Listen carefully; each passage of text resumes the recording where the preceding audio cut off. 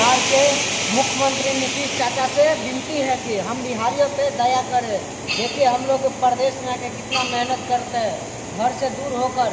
छठ पूजा में भी घर नहीं गया हूँ, हम लोग को भी याद आता है। नीतीश चाचा कृपया आपसे विनती है हाथ जोड़ के कि अभी भी आप बिहार में फैक्ट्री लगाइए, हम लोग को रोजगार दीजिए।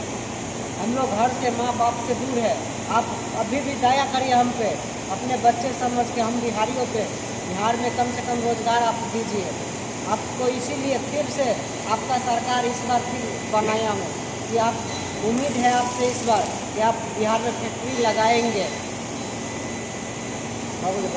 माननीय भारत के यशस्वी प्रधानमंत्री मोदी जी से विनती है कि आप भी थोड़ा ध्यान दीजिए बिहार पे, हम लोग को रोजगार लगवाइए।